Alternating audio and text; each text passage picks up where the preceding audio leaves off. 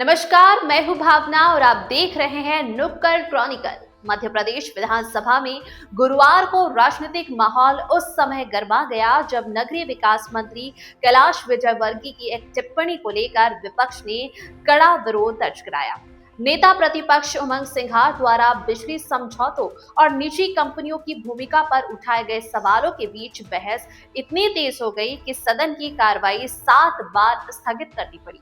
हालात को संभालने के लिए मुख्यमंत्री डॉक्टर मोहन यादव को हस्तक्षेप करना पड़ा और उन्होंने सदन में खेद व्यक्त किया। गुरुवार को विधानसभा की कार्रवाई सामान्य ढंग से शुरू हुई, लेकिन प्रश्नकाल के दौरान बिजली परियोजनाओं और निजी कंपनियों से जुड़े समझौतों का मुद्दा उठते ही माहौल बदल गया। नेता प्रतिपक्ष उमंग सिंघार ने सरकार से पूछा कि जिन कंपनियों के साथ करार हुए हैं उनकी शर्तें और लाभ हानि का ब्यौरा सदन में स्पष्ट किया जाए।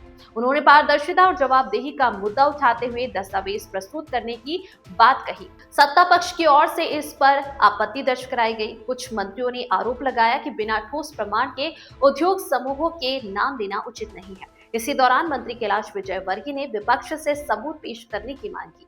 बहस तीखी होती चली गई और शब्दों की मर्यादा पर सवाल उठ खड़े हुए। विजयवर्गीय की एक टिप्पणी को लेकर विपक्ष ने तीखी प्रतिक्रिया दी और इसे नेता प्रतिपक्ष के पद की गरिमा के खिलाफ बताया। स्थिति तेजी से बिगड़ती गई। विपक्षी सदस्य नारेबाजी करते हुए वेल में पहुंच गए। सत्ता पक्ष के सदस्य भी अपनी सीटों से उठ खड़े हुए। सदन में शोर शराबा बढ़ने पर विधानसभा अध्यक्ष नरेंद्र सिंह तोमर ने व्यवस्था बहाल करने की कोशिश की, लेकिन हंगामा थमने का नाम नहीं ले रहा था। नतीजतन कार्रवाई को 1-2 नहीं बल्कि 7 बार स्थगित करना पड़ा। यह स्थिति पूरे दिन चर्चा का विषय बनी रही।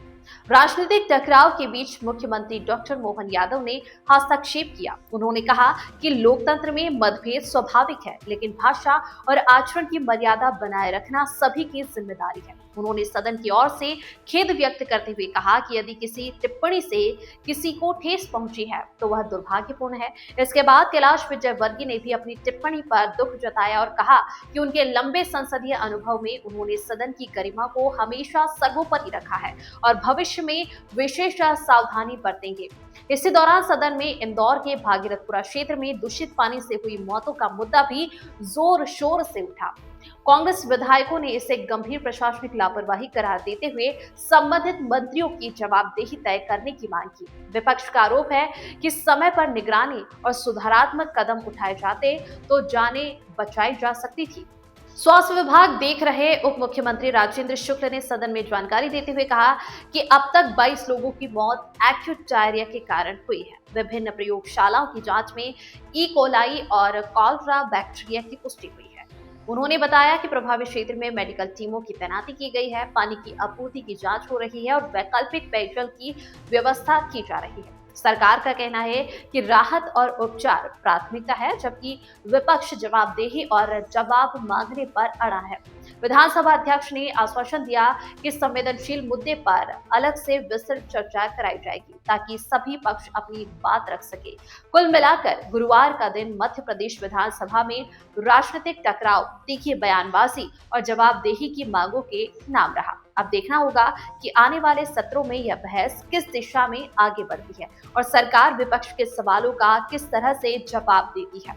आज के लिए बस इतना ही। मध्य प्रदेश विधानसभा से लेकर प्रदेश की बड़ी राजनीतिक हलचलों तक हर अपडेट हम आप तक पहुंचाते रहेंगे। ताजा खबरों और बेबाक विश्लेषण के लिए देखते रहिए नुक्कड़ क्रॉनिकल।